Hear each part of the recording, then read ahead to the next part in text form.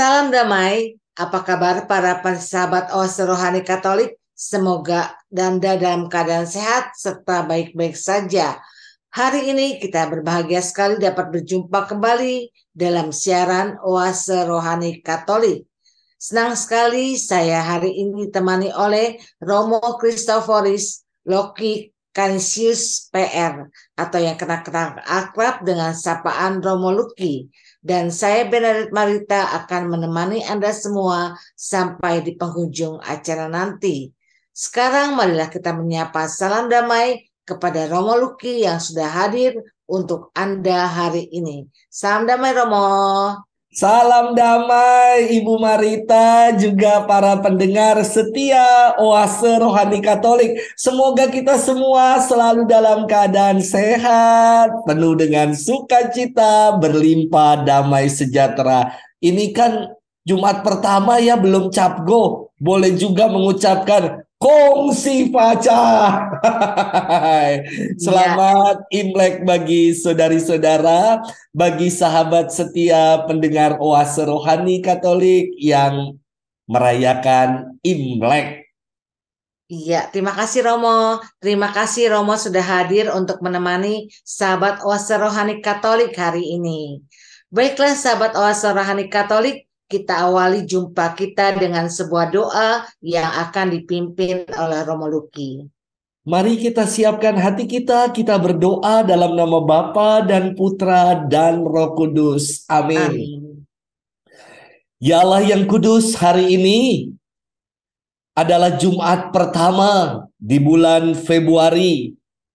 Kami mau menyembah hatimu, berdevosi kepada hatimu yang maha kudus, hatimu yang berbelas kasih, hatimu yang senantiasa kau arahkan pada kami yang lemah ini. Tuhan, semoga melalui kerahiman dan belas kasih-Mu, kami semakin menjadi pribadi-pribadi yang bersyukur atas segala penyertaan Tuhan yang boleh kami alami dalam hidup ini. Mampukan kami Tuhan untuk menjalani hidup ini secara bertanggung jawab, menjadikan kami pribadi-pribadi yang lebih baik lagi, yang lebih bersyukur lagi, yang lebih peduli lagi, yang lebih mengasihi sesama lagi, yang lebih bersaksi lagi dalam kehidupan ini. Maka semoga warta kabar sukacitamu yang kami renungkan boleh tinggal di dalam hati kami, dan firman itu berbuah dalam kehidupan nyata hingga kami menjadi pribadi yang semakin lebih baik lagi. Dimuliakanlah namamu Tuhan, kini dan sepanjang segala masa. Amin. Amin. Dalam nama Bapa dan Putra dan Roh Kudus. Amin. Amin. Sahabat Oase Rohani Katolik, antifon pembuka kita untuk hari ini adalah Tuhanlah cahaya dan penyelamatku. Siapakan kutakuti? Tuhanlah benteng hidupku. Siapakan ku gentari? Bacaan hari ini diambil dari surat kepada orang Ibrani bab 13 ayat 1 sampai 8. Saudara-saudara, peliharalah kasih persaudaraan.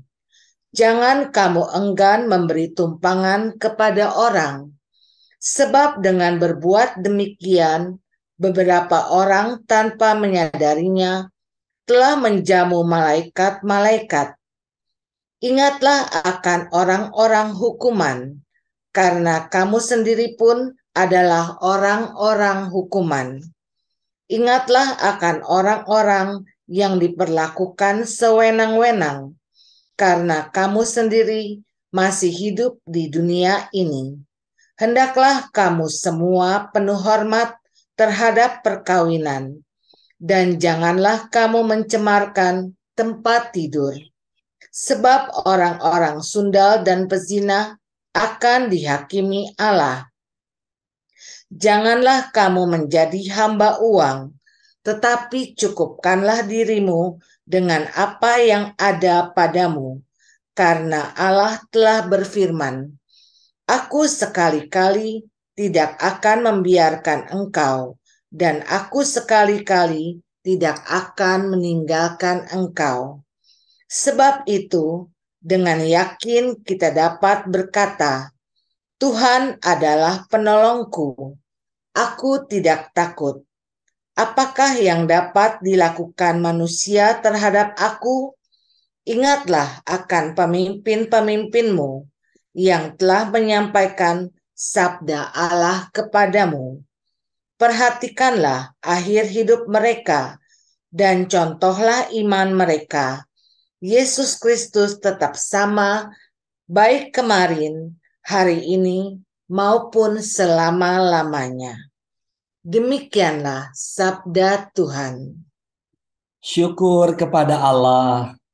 Sahabat Oase Rohani Katolik yang terkasih, marilah kita tanggapi sabda Tuhan dengan mazmur tanggapan.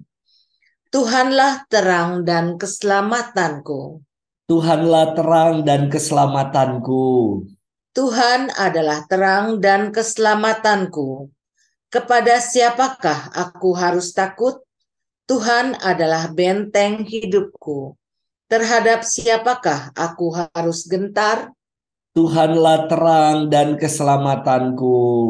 Sekalipun tentara berkemah mengepung aku, tidak takutlah hatiku. Sekalipun pecah perang melawan aku, dalam hal ini pun aku tetap percaya. Tuhanlah terang dan keselamatanku. Sebab dikala ada bahaya, Tuhan melindungi aku dalam pondoknya. Ia menyembunyikan aku dalam persembunyian di kemahnya. Ia mengangkat aku ke atas gunung batu. Tuhanlah terang dan keselamatanku. Wajah-Mu kucari ya Tuhan, maka janganlah menyembunyikan wajah-Mu daripadaku. Janganlah menolak hamba-Mu ini dengan murka. Engkaulah penolongku, ya Allah penyelamatku, janganlah membuang aku. Tuhanlah terang dan keselamatanku. Sahabat Oase Rohani Katolik yang terkasih, sekarang marilah kita simak Injil Kristus menurut Markus bab 6 ayat 14 sampai 29 yang akan disampaikan oleh Lomo Romo Ruki. Haleluya, haleluya, haleluya. Haleluya, haleluya, haleluya. Berbahagialah orang yang menyimpan sabda Allah dalam hati yang baik dan tulus ikhlas, dan menghasilkan buah berkat ketabahannya. Haleluya, haleluya. Haleluya. Tuhan bersamamu dan bersama rohmu. rohmu. Inilah Injil suci menurut Markus. Dimuliakanlah Tuhan. Pada waktu itu, Raja Herodes mendengar tentang Yesus sebab namanya memang sudah terkenal. Dan orang mengatakan Yohanes Pembaptis sudah bangkit dari antara orang mati. Dan itulah sebabnya kuasa-kuasa itu bekerja di dalam dia. Yang lain mengatakan dia itu Elia. Yang lain lagi mengatakan dia itu seorang nabi sama seperti nabi-nabi yang dahulu. Waktu Herodes mendengar hal itu, ia berkata, bukan, dia itu Yohanes yang sudah kupenggal kepalanya dan kini bangkit lagi. Memang Herodeslah yang menyuruh orang menangkap Yohanes dan membelenggunya di penjara berhubung dengan peristiwa Herodias, istri Filipus saudaranya, karena Herodes telah mengambilnya sebagai istri. Karena Yohanes pernah menegur Herodes, tidak halal engkau mengambil istri saudaramu. Karena kata-kata itu, Herodias menaruh dendam pada Yohanes dan bermaksud membunuh dia. Tetapi tidak dapat sebab Herodes segan akan Yohanes karena ia tahu bahwa Yohanes adalah orang yang benar dan suci. Jadi ia melindunginya. Tetapi setiap kali mendengar Yohanes, hati Herodes selalu terombang-ambing. namun ia merasa senang juga mendengarkan dia. Akhirnya tiba juga kesempatan yang baik bagi Herodias. Ketika Herodes pada hari ulang tahunnya mengadakan perjamuan untuk para pembesar, para perwira dan orang-orang terkemuka di Galilea. Pada waktu itu, putri Herodias tampil lalu menari, dan ia menyukakan hati Herodes serta tamu-tamunya. Maka raja berkata kepada gadis itu, "Mintalah daripadaku apa saja yang kau ingini, maka akan kuberikan kepadamu." Lalu Herodes bersumpah kepadanya, "Apa saja yang kau minta akan kuberikan kepadamu, sekalipun itu setengah dari kerajaanku." Anak itu pergi dan menanyakan ibunya apa yang harus kuminta. Jawab ibunya, "Kepala Yohanes Pembaptis." Maka cepat-cepat ia pergi kepada raja dan meminta, "Aku mau supaya sekarang juga engkau berikan kepada aku kepala Yohanes Pembaptis dalam sebuah talam." Maka sangat sedihlah hati raja. Tetapi karena sumpahnya dan karena segan terhadap tamu-tamunya, ia tidak mau menolaknya. Raja segera menyuruh seorang pegawai dengan perintah supaya mengambil kepala Yohanes. Orang itu pergi dan memenggal kepala Yohanes di penjara. Ia membawa kepala itu di sebuah talam dan memberikannya kepada gadis itu. Gadis itu memberikannya pula kepada ibunya. Ketika murid-murid Yohanes mendengar hal itu, mereka datang dan mengambil mayatnya lalu membaringkannya dalam kubur. Demikianlah sabda Tuhan. Terpujilah Kristus.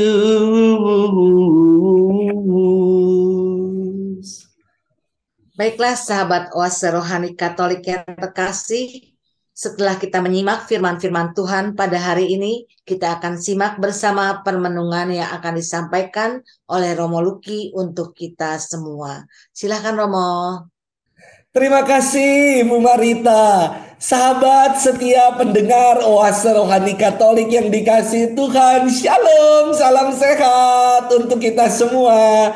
Saudari-saudara sekalian, kita itu sering banget ya menyanyikan nyanyian ini. Saking seringnya maknanya itu jadi hambar. Jadi ya udahlah sekedar nyanyi saja. Tanpa sungguh syairnya itu sungguh tinggal dan melekat dalam hidup kita. Kita sering nyanyi lagu kayak gini. Kau saudaraku, kau sahabatku, tiada yang dapat memisahkan kita. Oh, kau saudaraku, kau sahabatku, tiada yang dapat memisahkan kita. Sering toh kita menyanyikan lagu ini, tetapi apakah kita sungguh-sungguh telah hidup bersaudara dengan mereka yang kita tunjuk-tunjuk? Kau saudaraku, kau sahabatku, nggak ada yang memisahkan kita loh. Kita nyanyi bahkan biasa pembawa acaranya tunjuk 3 saudara kita. Kau saudaraku, kau. Wah, tunjuk 5. Kau. Sungguhkah kita telah hidup sebagai satu saudara satu sama lain? Saudari-saudara yang dikasihi Tuhan, istimewa sekali firman Tuhan yang kita tadi dengar bersama dari surat Rasul Paulus kepada jemaat di Ibrani. Rasul Paulus mengatakan, saudara-saudara. Dia menyebut kepada jemaat di Ibrani sebagai saudara-saudaranya.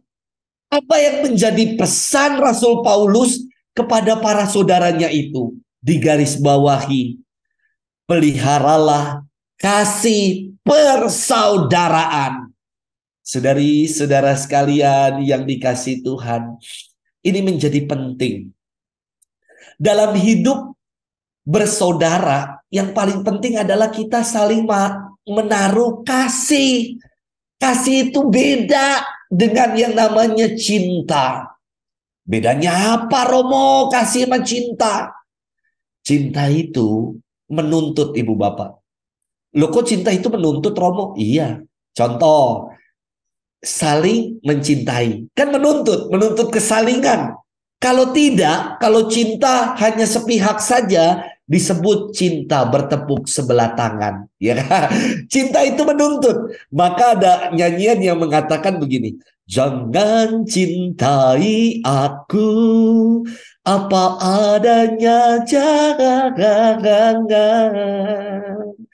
tuntutlah sesuatu. Cinta menuntut, dan betul, menuntut perhatian, menuntut balas, cinta menuntut kesalingan. Saudari-saudara, berbeda dengan kasih. Kasih tidak pernah menuntut. Kasih itu cuma-cuma. Kasih itu, kalau ada nyanyian lagi nih, lagu judulnya pas banget, Kasih Ibu. Kasih ibu kan dalam nyanyian itu dikatakan begini, hanya memberi, tak harap kembali. Itulah kasih. Yang mau memberi dan tidak pernah menuntut balasan imbalan apapun. Saudari-saudara, persaudaraan kalau udah mulai hitung-hitungan namanya bukan persaudaraan. Ya.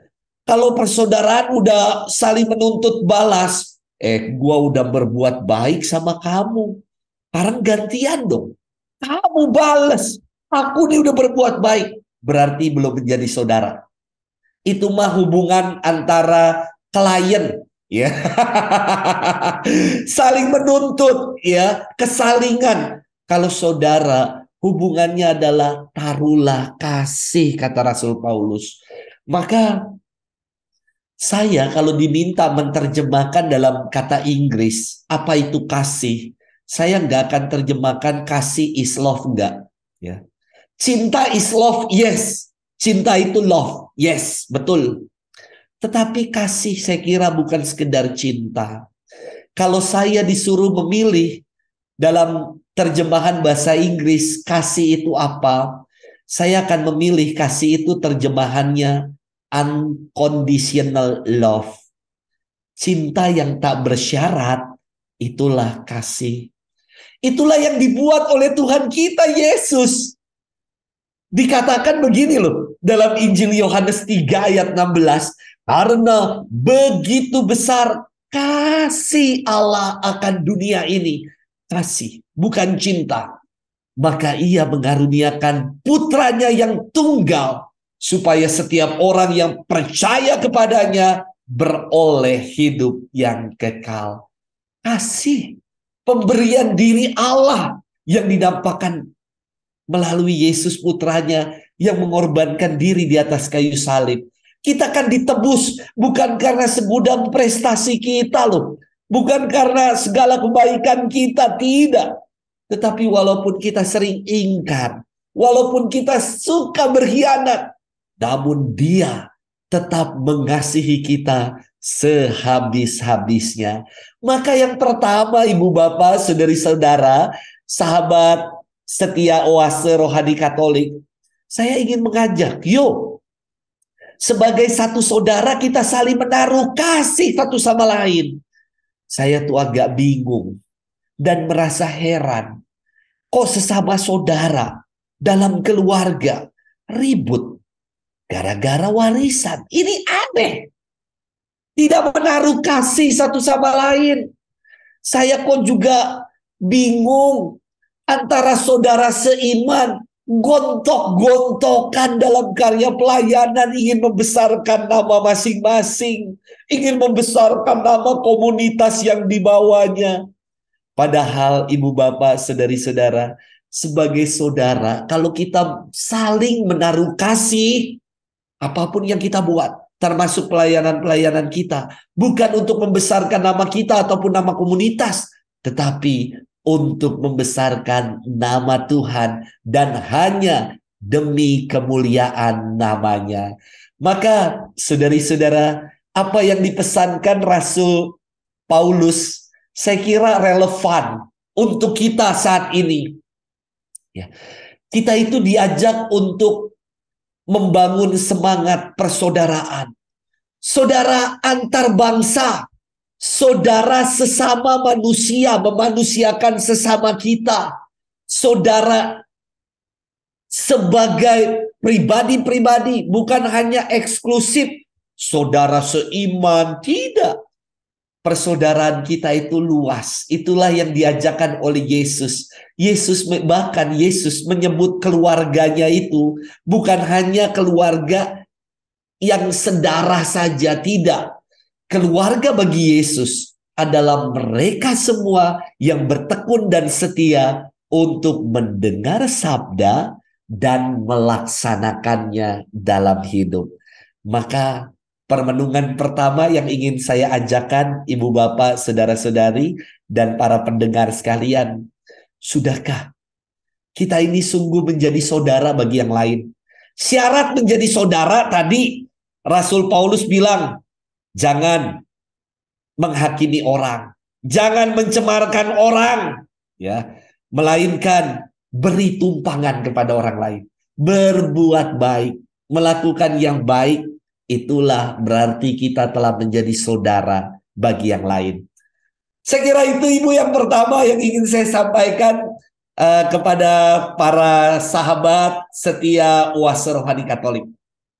Ya, terima kasih Romo. Sungguh kasih persaudaraan di antara kita semua yang mempersatukan kita ya Romo ya.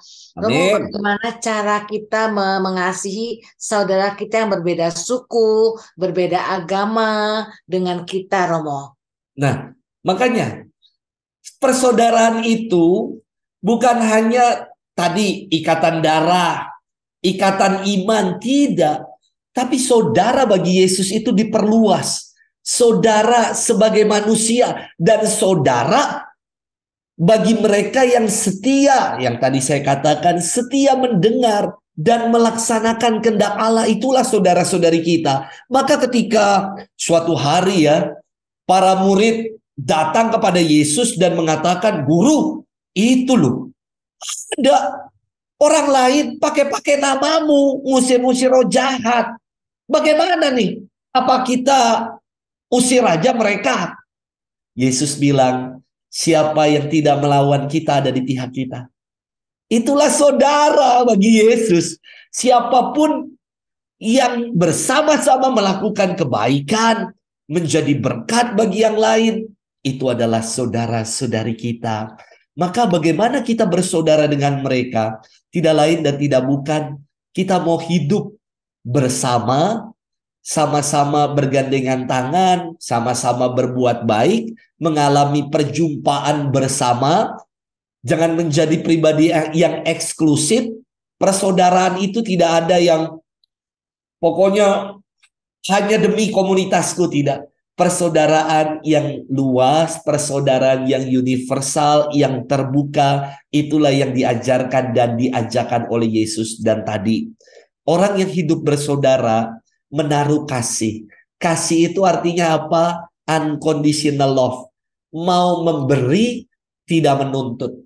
Kasih itu cuma-cuma, tulus, mau melakukannya, siap berkorban apapun itu. Itulah kasih, tanpa ada maksud tertentu, tanpa ada intrik-intrik tertentu, tanpa ada motivasi, ada udang di balik batu. Kasih tulus, cuma-cuma. Kasih sudah. Orang Papua itu bilang ya, dulu saya tugas di tanah Papua, mereka itu selalu bilang kalau memberi bantuan kepada orang lain, kasih sudah. Artinya beri semua. Udah. Dan tidak mengharapkan balas apapun. Udah beri aja pokoknya. Itu kasih, saya kira luar biasa. Saya kira itu ibu bersaudara dengan yang lain melalui perjumpaan, melalui kebersamaan, melakukan kebaikan. Mereka semua adalah saudara-saudari kita. Mari kita rangkul dan berjalan bersama dengan mereka. Terima kasih Romo. Baiklah sahabat Oase Rohani Katolik, marilah kita saling mengasihi dengan rasa hati yang tulus ikhlas. Kami akan kembali setelah jeda berikut ini.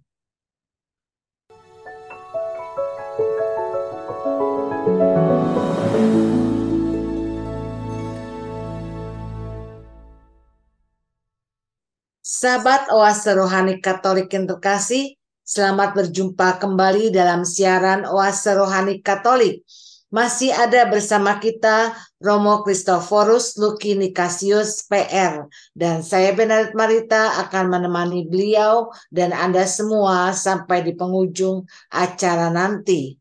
Saya ingatkan kepada Anda yang ingin memberi saran atau bertanya, silakan kirim melalui alamat email kami di ork2021@gmail.com, atau Anda dapat kirim WA ke nomor 0818 0251 33438.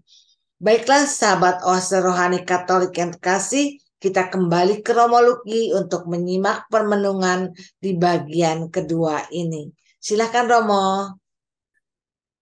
Ibu Marita yang baik, juga sahabat setia pendengar Oase Rohani Katolik yang dikasihi Tuhan. Firman Tuhan tadi di dalam sesi yang pertama saya katakan, mari kita hidup sebagai satu saudara. Persaudaraan yang sejati adalah orang yang mau hidup dengan menaruh kasih. Kasih artinya adalah unconditional love. Cinta yang tak bersyarat, itulah kasih. Sebagai saudara, kita diajak untuk mau saling mengasihi.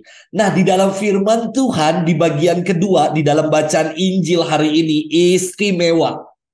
Istimewanya apa? Begini, saudara-saudari. Terkadang banyak persaudaraan itu jadi hancur. Komunitas-komunitas jadi hancur. Karena apa? Karena orang tidak menjaga mulutnya.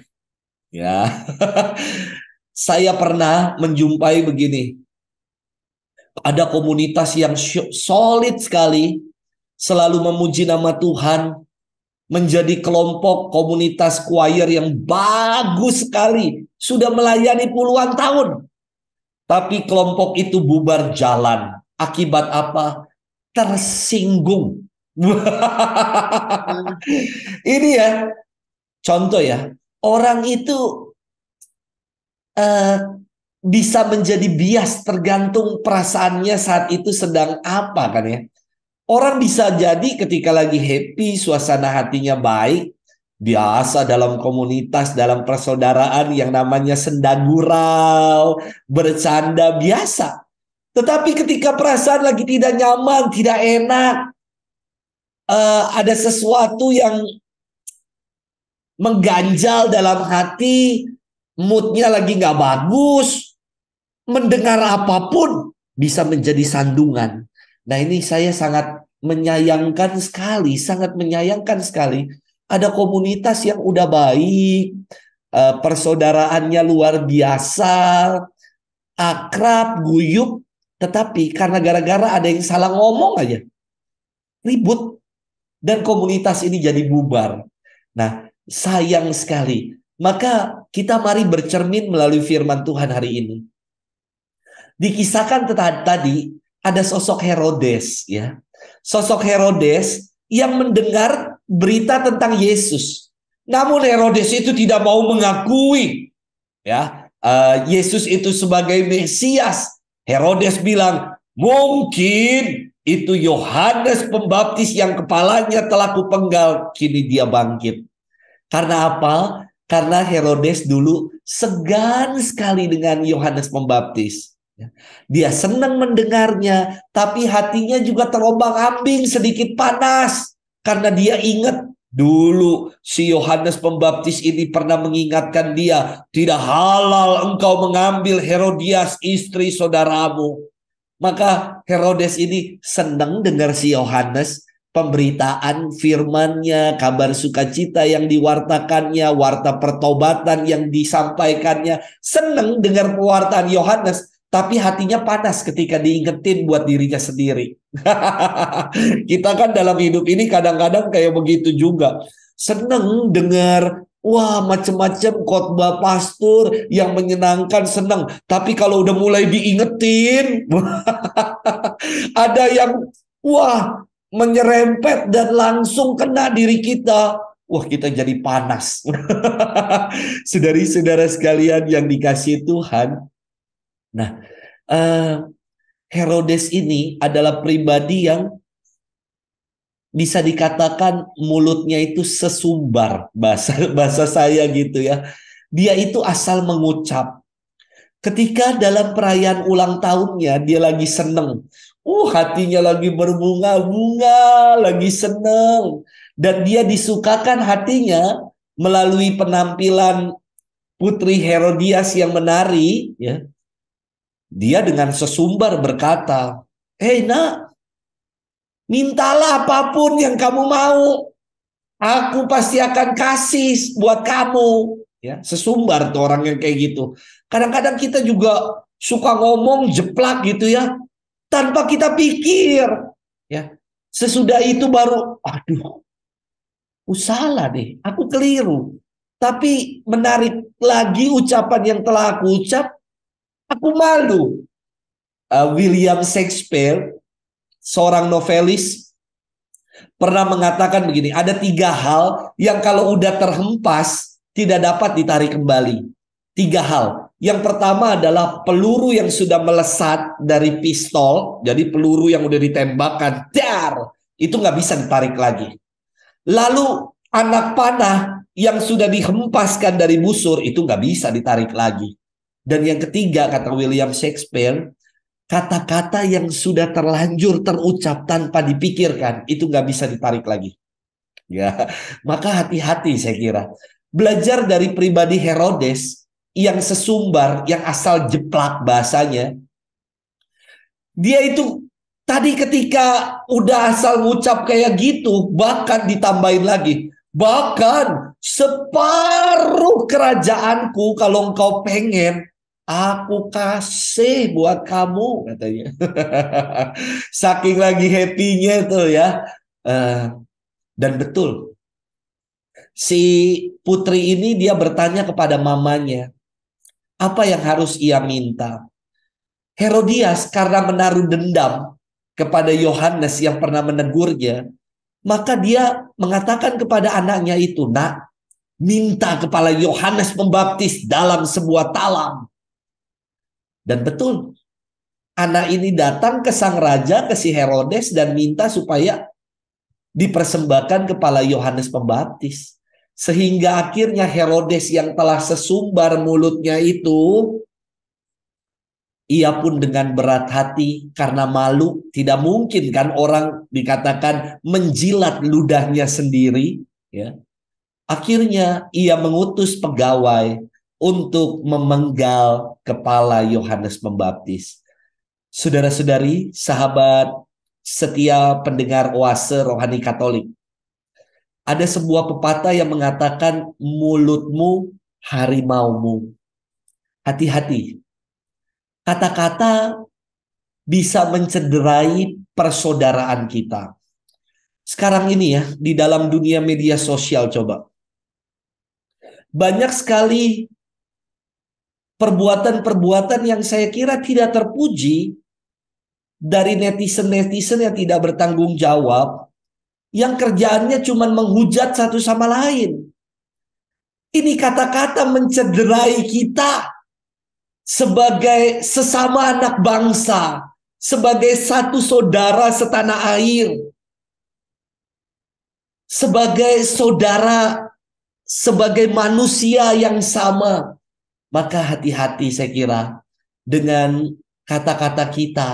Sebab kata-kata yang sudah kita ucapkan tanpa kita pikirkan, cuman jeplak, itu pada akhirnya juga perlu kita pertanggungjawabkan.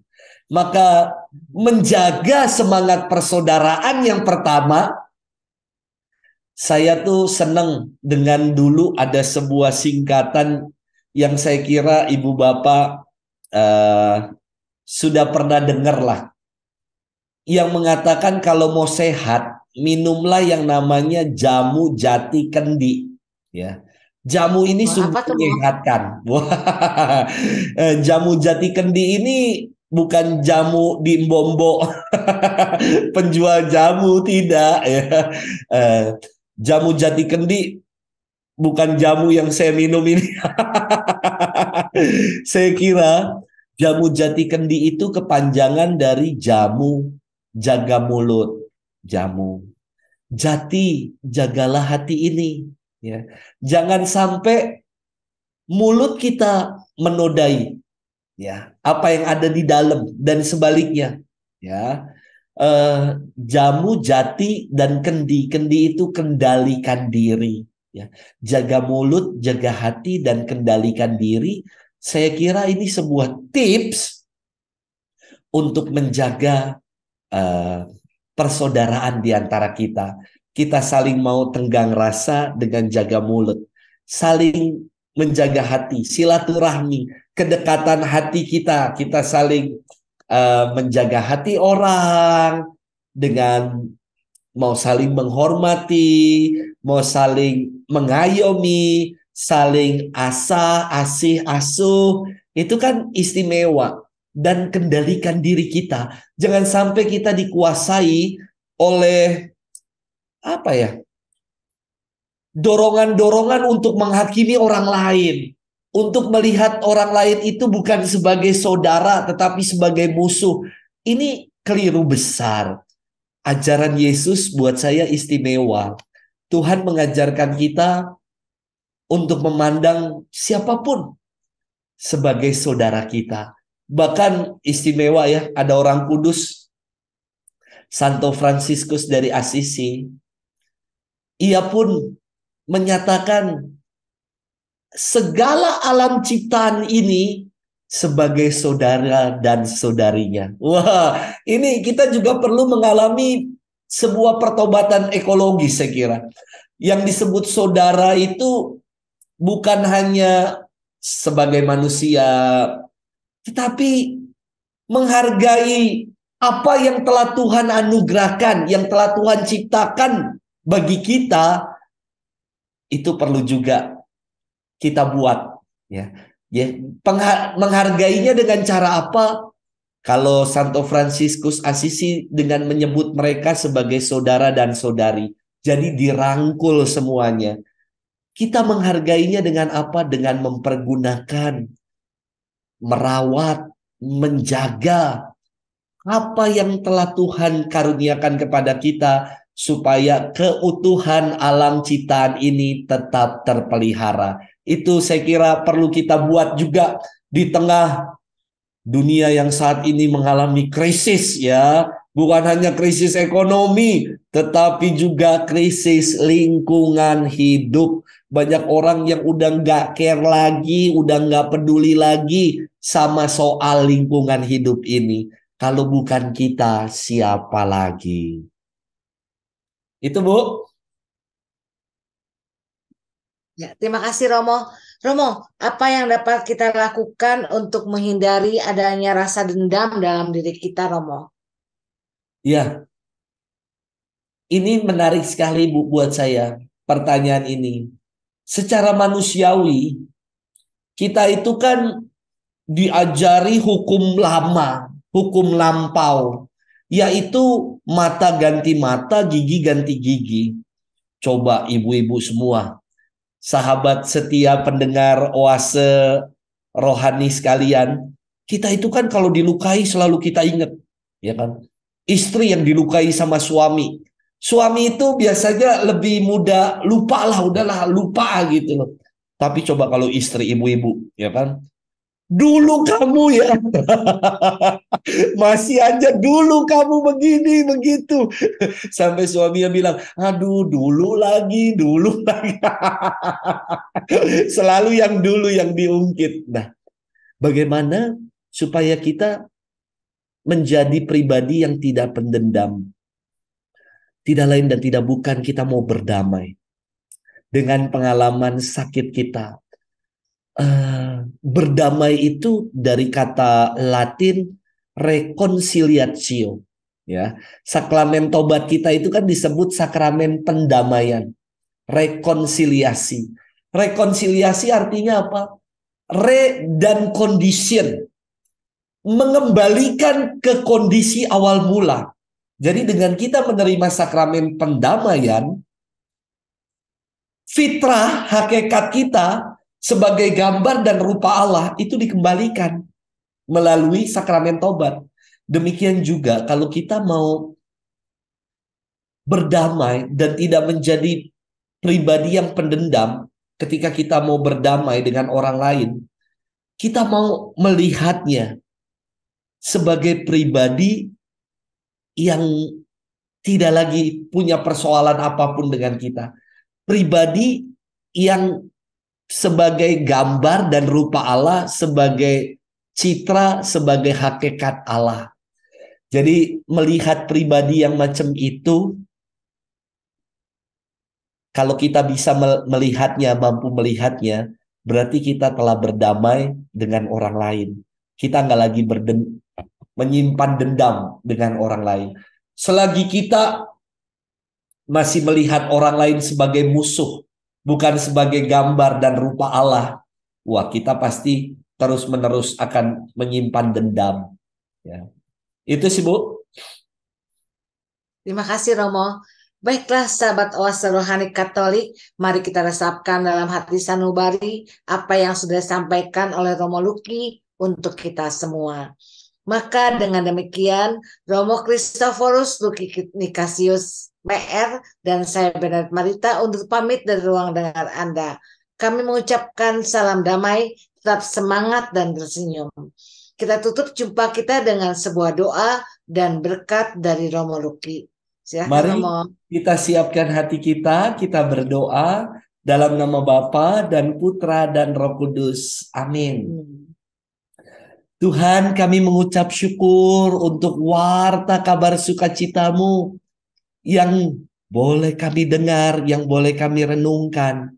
Engkau mengundang kami Tuhan untuk hidup dalam persaudaraan sejati. Semoga kami saling menaruh kasih satu sama lain sebagaimana Engkau yang begitu mengasihi kami. Tuhan, jauhkan kami dari sikap-sikap yang tidak baik, yang tercela, yang menjadi duri dalam komunitas, dalam persaudaraan. Tapi buatlah kami selalu menjadi pribadi yang senantiasa mau hidup bersaudara dengan yang lain. Kami mau tenggang rasa, saling menghargai, menghormati, mau membaur dengan siapapun, tidak eksklusif, sehingga persaudaraan itu sungguh-sungguh nyata kami alami dalam kehidupan ini. Maka Tuhan, semoga Engkau mendamaikan setiap komunitas-komunitas, keluarga-keluarga yang berseteru. Mereka yang saat ini sedang berkonflik, bertikai, berperang. Damaikan mereka Tuhan, ingatkan kembali kalau kami semua adalah satu saudara. Ketika kami mau melakukan kebaikan yang sama, setia mendengarkan firman-Mu dan bertekun melaksanakannya dalam hidup ini. Maka Tuhan, kami mohonkan untuk itu berkat-Mu turun dan tinggal untuk kami, untuk keluarga-keluarga kami, untuk anak-anak, untuk cucu-cucu dimanapun mereka berada. Berkat Tuhan menyertai, melindungi, membimbing dalam nama Bapa dan Putra dan Roh Kudus. Amin. Terima kasih Romo. Terima kasih. Baiklah sahabat Oase Rohani Katolik. Sampai jumpa lagi di siaran Oase Rohani Katolik berikutnya. Tuhan memberkati. Amin. Terima kasih Bu Marita, juga sahabat semua.